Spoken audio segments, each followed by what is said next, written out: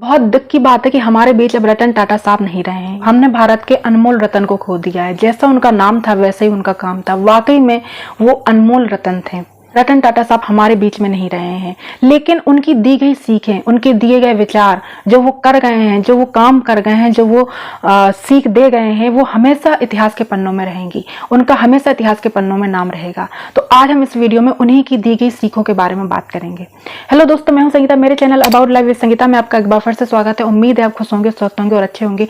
आज हम जानेंगे रतन टाटा साहब की कुछ 7 सीखों के बारे में जो वो हमें सिखा कर गए हैं। तो सबसे पहली सीख कि कोई अगर आप पर पत्थर फेंके तो उन पत्थरों से सुंदर इमारत बना लेना। मतलब जब हमारा बुरा समय चल रहा होता है तब लोग हमारे लिए बहुत बुरा बोलते हैं, बहुत बुरा भला बोलते हैं। शायद हम कुछ कर रहे होते हैं उसमें भी बहुत बुरा बोलते हैं, खामियां निकालते हैं, बहुत कुछ कह जाते हैं, लेकिन हमें उस वक्त जवाब नहीं देना है। उन पत्थरों को रख कर हमें उन पत्थरों से इमारत बनानी है, उनकी बातों से खुद को और मजबूत बनाना है, खुद को और स्ट्रांग बनाना है और अपनी सफलता से उनको जवाब देना है।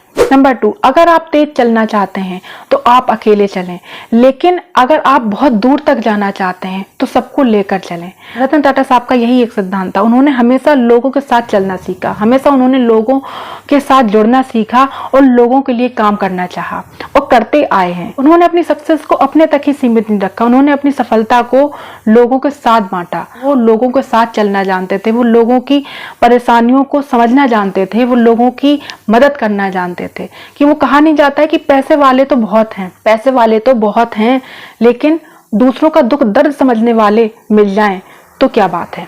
और रतन टाटा साहब उन्हीं में से थे कि सिर्फ पैसा ही उनके लिए मायने नहीं रखता था, उनके लिए लोग मायने रखते थे, उनके लिए लोगों का दुख दर्द मायने रखता था और वो पूरी कोशिश करते थे कि वो लोगों के काम आ सके और उन्होंने वो किया भी। इसीलिए आज शायद एक ऐसे पहले बिजनेसमैन होंगे जिनके लिए पूरा देश रो रहा है, जिनके लिए पूरा देश दुखी है। नंबर 3, लोहे को कोई भी नष्ट नहीं कर सकता है, लोहे को उसकी जंग ही उसे खराब करती है। इसी तरीके से व्यक्ति का जो माइंडसेट होता है वही उसको खराब करता है, वही उसे बेकार बना देता है।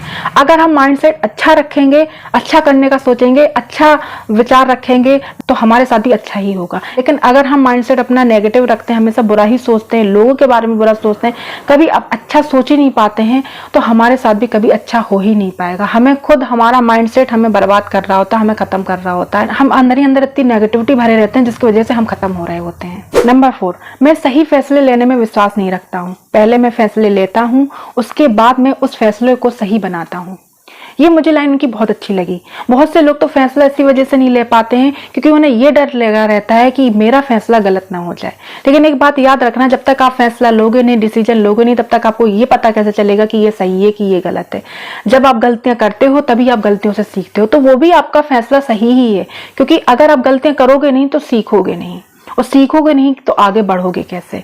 तो फैसला लेना सीखिए। ये मत सोचिए कि क्या सही है क्या गलत है, फैसला लीजिए। अगर आपका वो फैसला सही है तो बहुत ही बढ़िया बात है, और अगर वो फैसला आपका गलत निकलता है, डिसीजन गलत होता है, तब भी आप उससे सबक ही ले रहे हैं, सीख ही ले रहे हैं। जितनी आप मिस्टेक करते हैं उतने ही आप सीखते जाते हैं, उतनी ही आपकी ग्रोथ बढ़ रही है, आप ग्रो कर रहे हैं। नंबर 5, जीवन में आगे बढ़ने के लिए उतार चढ़ाव का होना बेहद जरूरी है, क्योंकि एक ईसीजी में भी सीधी लाइन का मतलब होता है कि अब इंसान जिंदा नहीं है।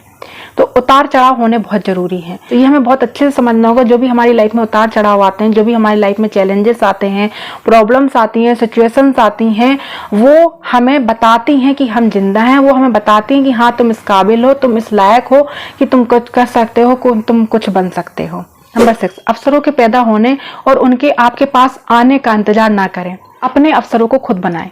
रतन टाटा साहब का कहना है कि कभी भी इस मौके का इंतजार मत करो कि एक मौका आएगा और आपको आपकी राह बना देगा और आपको सक्सेस कर देगा, आपको सफल कर देगा। नहीं, कभी भी कोई मौका नहीं आता है, हमें मौका बनाना पड़ता है। कभी भी कोई सही समय नहीं आता, हमें सही समय बनाना पड़ता है। हमें उसी समय डिसीजन लेना पड़ता है, उस समय को सही बनाना पड़ता है और उसी मौके को अपना मौका बनाना पड़ता है। कोई मौका आप पर चलकर नहीं आएगा आपके पास कि आपको ये बताएगा कि ये मौका आ गया, अब ये करना चाहिए। आपको मौके खुद बनाने पड़ेंगे, तभी आप कुछ अपनी लाइफ में कर सकते हैं और कुछ बन सकते हैं। तो सिर्फ बैठे मत रहिए कि अच्छा समय आएगा तब मैं ये करूंगा, अच्छा समय आएगा तब मैं वो करूंगा। अच्छा समय अच्छे मौके कभी नहीं आते हैं, हमें उन्हें खुद बनाने पड़ते हैं। और नंबर 7, आप कितने भी अमीर हो जाओ, आप कितने भी सक्सेसफुल हो जाओ, लेकिन कभी भी अपनी इंसानियत को मत भूलो, अपने अस्तित्व को मत भूलो कि आप क्या हैं। हमेशा जमीन से जुड़े रहें। आप कितने ही ऊंचे पहुंच जाएं, लेकिन हमेशा अपनी जमीन से जुड़े रहें। रतन टाटा साहब बहुत सक्सेसफुल बिजनेसमैन थे, लेकिन वो हमेशा जमीन से जुड़े रहे और वो हमेशा लोगों से कनेक्ट रहे। उन्होंने हमेशा लोगों की प्रॉब्लम को समझा जाना। जब कोरोना टाइम चल रहा था तो सबने अपने हाथ बंद कर लिए थे, कोई किसी की हेल्प नहीं कर रहा था, कोई किसी की मदद नहीं कर रहा था। सारी कंपनियां बंद हो गई थी और जितने भी कंपनियों के एम्प्लॉयज थे उन्हें पैसे नहीं दिए जा रहे थे, क्योंकि वो काम नहीं कर रहे थे, उसके पैसे भी नहीं मिल रहे थे उन्हें। लेकिन रतन टाटा साहब ने ऐसा नहीं किया। उन्होंने अपने एम्प्लॉय को अपनी फैमिली समझी और अपने एम्प्लॉय को हर महीने उन्होंने पैसे भेजे। उन्होंने कहा तुम मेरी फैमिली हो और इस मुसीबत के समय में, इस मुश्किल घड़ी में मैं तुम्हारा साथ नहीं छोड़ सकता हूँ। ऐसे ही उस कोरोना टाइम में किसने कितना किया मुझे नहीं पता है, लेकिन रतन टाटा साहब ने 1500 करोड़ डोनेट किए थे। तो ये चीजें बताती हैं वो कितने ही बड़े पद पे थे, वो कितने ही बड़े बिजनेसमैन थे, वो कितने ही पैसे वाले थे, लेकिन वो हमेशा जमीन से जुड़े रहे। उन्होंने हमेशा लोगों की प्रॉब्लम समझी, उन्होंने हमेशा लोगों की मदद की।